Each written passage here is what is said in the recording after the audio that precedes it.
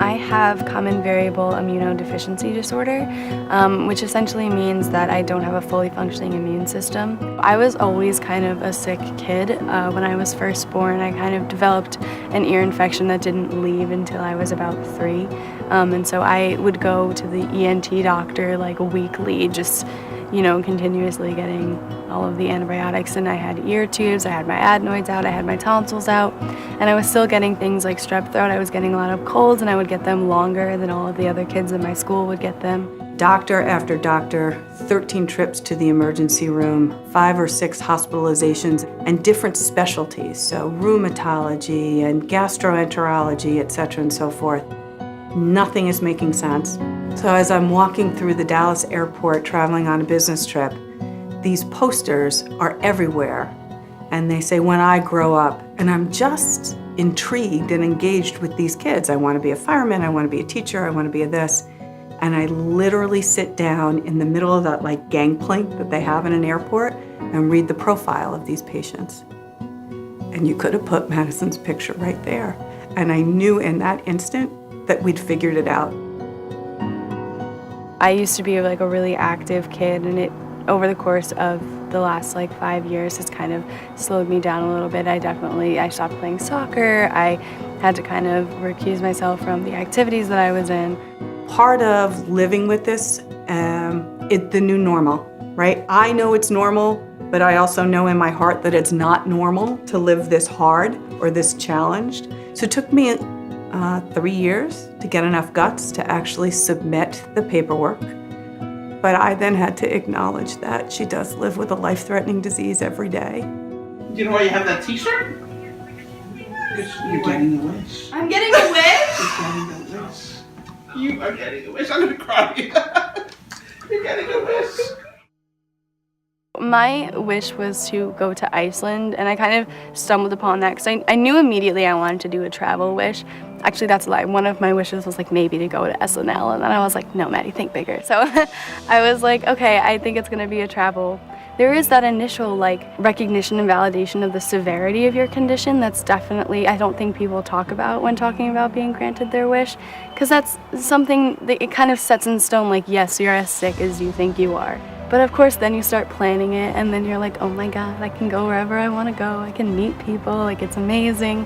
And, it forced me to really reevaluate why I deserved it. Madison learned of her wish in June of last year, and the wish happened in April. So she had something to look forward to all year.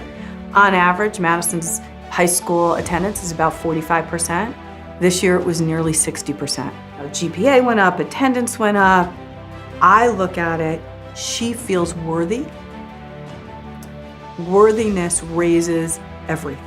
Make-A-Wish kind of forced me to look back and be but part of it's for you. You're also not this beacon of health who is coming to make everybody who is not feel good. You're a part of this community, these are my peers. Accepting that and also learning how to do stuff for myself while doing things for others and while still making a positive difference. It was so much fun to watch her in her joy. She had that camera in her hand, and every single moment was something to photograph. I think my most memorable moment would have to be a hike that my mom and I took. That was actually an accident. We were en route to the largest waterfall in Iceland. We zigged instead of zagged. The language in Iceland is bizarre. The letters are different, and we went to a foss. So foss just meant waterfall. So we thought we were going to the tallest one, and we ended up at the second tallest one or whatever. Going up that hike, I could not tell you how high up we went. I could not tell you how long we were up there.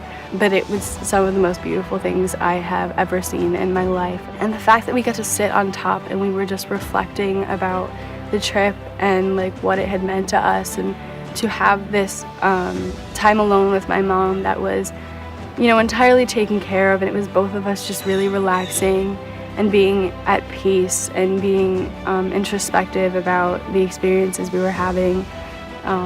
It was so important to me. And then it was like that movie Romancing the Stone.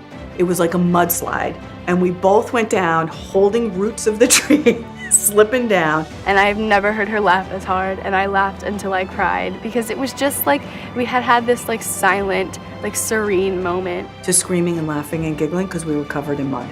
It was definitely the way the two of us operate, and it was grand.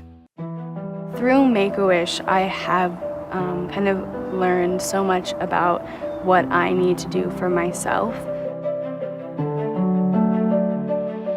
In like 10, 15, 20, 25 years, I will look back on this and I will think about the skills that I've learned and earned from you guys and use those in my like everyday life and in my decision making and in my appreciation of things around me, for sure.